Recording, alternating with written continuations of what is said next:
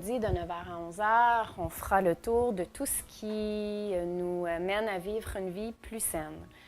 Donc, on touchera dans la première heure, on touchera à la méditation et puis du yoga, puisque je suis instructeur en yoga.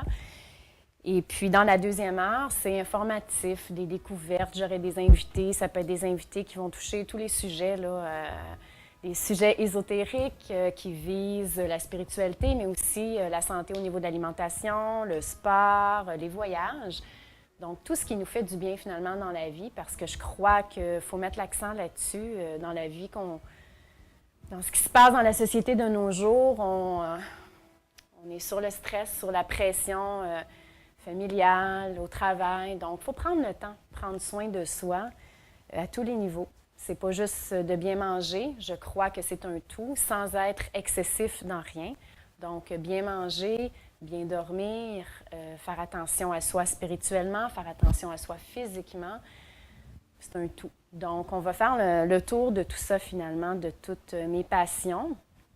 Et j'espère essayer de vous transmettre, si vous voulez me suivre, le but de l'émission de faire de la méditation et du yoga lundi, mercredi, vendredi, c'est que vous puissiez me suivre. Peut-être faire la petite routine avec moi à la maison, vous procurer un petit tapis de yoga, des petits coussins. Dans le fond, si vous avez du tapis chez vous, vous pouvez le faire tout simplement sur le tapis aussi. Sur le plancher, ça peut être un peu dur par contre, ça peut faire mal, puis on peut glisser. Donc, c'est ça. J'espère en tout cas que vous allez me suivre. Puis si vous avez des recommandations, des suggestions, des demandes spéciales, vous voulez que je touche un type de yoga, vous voulez que je parle d'un sujet en particulier, bien, ça va me faire plaisir de répondre à vos questions puis de répondre à la demande. Ce que je vous demanderai de faire, c'est de vous inscrire sur endirect.com. Et puis, vous pouvez, à ce moment-là, en direct, pendant que je diffuse, si vous avez des questions, vous pouvez, sur le chat, vous avez accès au chat quand vous vous inscrivez. Donc, vous pouvez passer vos commentaires, poser vos questions. Par contre, toutefois, si jamais vous revisionner la chronique parce qu'elles sont tous gardées en archive. Donc, si vous la revisionnez, vous pouvez m'écrire. Il y a une petite enveloppe en dessous de l'écran. Vous pouvez m'écrire. Puis moi, je vais m'assurer régulièrement. Je vais aller voir si j'ai eu des questions à répondre, des commentaires, des suggestions. Je vais aller vous répondre. Vous me donnez vos coordonnées ou je vous réponds directement sur le site. Donc, n'hésitez pas, même que je vous encourage à le faire. C'est le but, dans le fond, de nos chroniques en direct. C'est vraiment d'échanger avec les gens puis de répondre à la demande. Ce que les gens y ont envie d'entendre, ce que les gens y ont besoin finalement d'entendre ou de voir. Donc, sur ça, bon, je vais vous parler un petit peu de la méditation. La méditation a fait ses preuves. Je vous dirais que la méditation a un pouvoir immense sur le mental et puis sur les émotions dans la vie. Donc, ça a plus de 2000 ans. Méditer, pour moi, selon moi, devrait faire partie d'un quotidien, d'un petit rituel quotidien tous les jours. Et puis, il y a différentes sortes de méditation. Puis, il faut entamer la méditation graduellement. Donc, en méditant, dans le fond, on apprend à se reconnecter avec soi-même, à écouter son soi intérieur, chose qu'on ne fait pas souvent. Et puis, ce qui nous porte finalement en bout de ligne, en s'écoutant davantage, à prendre connaissance de ce qui se passe à l'intérieur, de nos désirs, de nos sensations, à les vivre plus intensément. Et puis, dans la vie de tous les jours, bien, ça nous apporte dans le fond un meilleur moyen de concentration. On est plus concentré. Plus de concentration, plus de patience, un meilleur équilibre. Dans la vie qu'on vit, qui est assez stressante, je vous dirais, quand on a des familles, on travaille, on a des conjoints, ça nous prend ça. Ça nous prend une façon de se rééquilibrer, de revenir à soi. Puis c'est pas très long, la méditation. On n'est pas obligé de méditer des heures par jour comme les grands maîtres.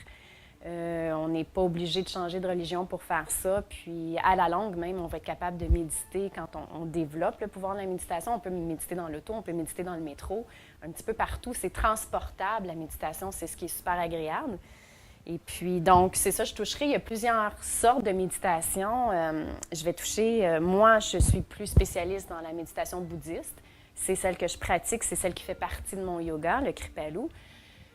Par contre, je vais essayer de toucher, j'irai dans des centres Vipassana et puis je vais aller, j'inviterai, il y a des méditations dirigées, il y a toutes sortes de types de méditations que je vais apporter sur le show. Donc, faites-vous-en pas, je vais en parler, je vais comme aujourd'hui, c'est une méditation. Normalement, moi, je fais une méditation qui est très silencieuse.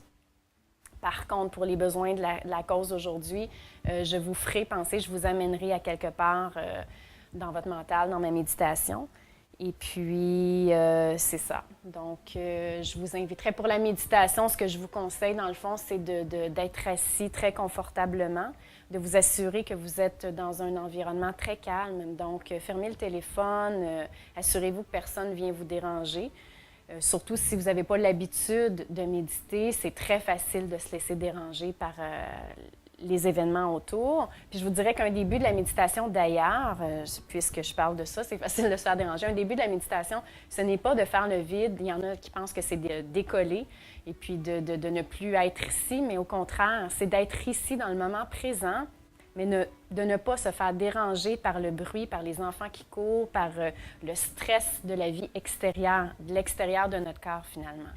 Quand on développe un pouvoir de méditation assez intense, quand on le fait régulièrement, je vous dirais, là, même si c'est 10 minutes par jour, on développe cette capacité-là de se remettre dans un calme intérieur malgré tout le stress qu'il y a autour, puis malgré tous les facteurs extérieurs finalement. Donc, c'est ça le but de la méditation. Mais c'est sûr qu'au départ, c'est préférable de se pratiquer avec un environnement calme et paisible pour faciliter l'accès à son soi-même. Mais éventuellement, vous n'aurez pas besoin de faire ça. Vous allez pouvoir être n'importe où, sur le coin d'une rue, en plein centre-ville de Montréal. Puis, si vous ressentez le besoin parce que vous êtes stressé, parce que vous êtes émotif, vous allez être capable de faire le vide, puis de faire abstraction du tout, puis de vous remettre à l'intérieur, vous reconnecter pour pouvoir mieux fonctionner par la suite. Parce que même les gens les plus zen, qui méditent régulièrement, ont par bout des descentes d'énergie ou émotives, je vous dirais, puis on a besoin. On a besoin de méditer, puis de se recentrer, de se reconnecter avec soi-même. Et puis, je vous dirais même que ça peut être à différents niveaux. Il y a des moments donnés dans notre vie où ça sera plus au niveau du cœur, d'autres moments donnés plus au niveau du stress, au niveau de l'énergie. Puis c'est là que ça devient agréable parce qu'on peut jouer avec notre méditation. Si on est dans une période où, par exemple, ces temps-ci, au mois de février, on est fatigué, l'hiver nous rentre dedans, bien, pour certains, ça va être d'aller méditer au niveau énergétique, de dire, moi, j'ai besoin d'énergie, j'ai besoin de force pour passer à travers l'hiver. Si on est stressé aussi, ça peut être, moi, j'ai besoin de calme intérieur. Donc, on peut méditer en se répétant des paroles à ce niveau-là. Et puis, bien, aujourd'hui, le sujet de ma méditation sera l'amour.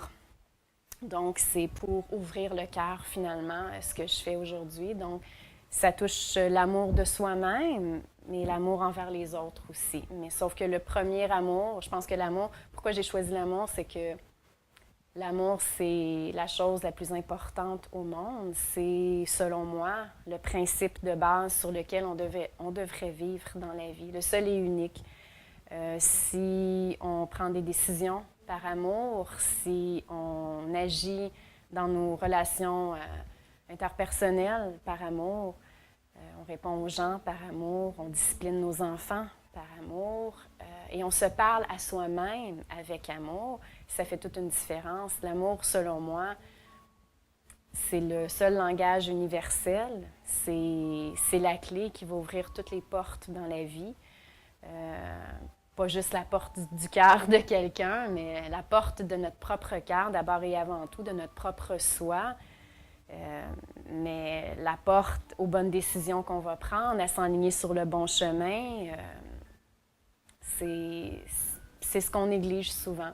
On vise la paix, on vise le calme, mais on oublie qu'il faut s'ouvrir finalement à recevoir la paix et le calme. Pour être capable de le recevoir et de le vivre, il faut l'ouvrir notre cœur. Puis il faut s'aimer soi-même d'abord et avant tout, se parler gentiment à soi-même, puis par la suite, développer l'amour envers les autres aussi.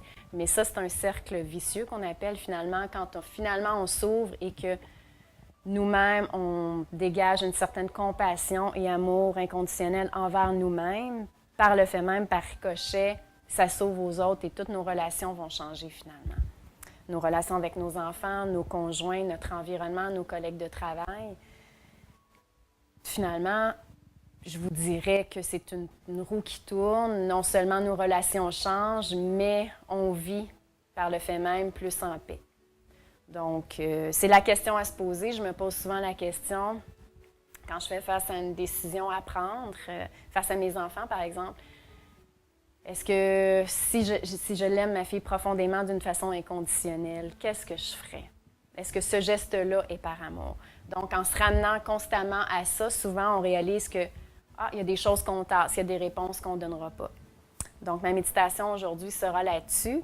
Au niveau du yoga, le yoga a plus de 2000 ans et ça signifie union. Donc, c'est l'union, le yoga du corps et de l'esprit. Et puis, il y a différentes sortes de yoga, je vous dirais. Le yoga fait l'union, arrive à faire l'union du corps et de l'esprit par rapport à la respiration.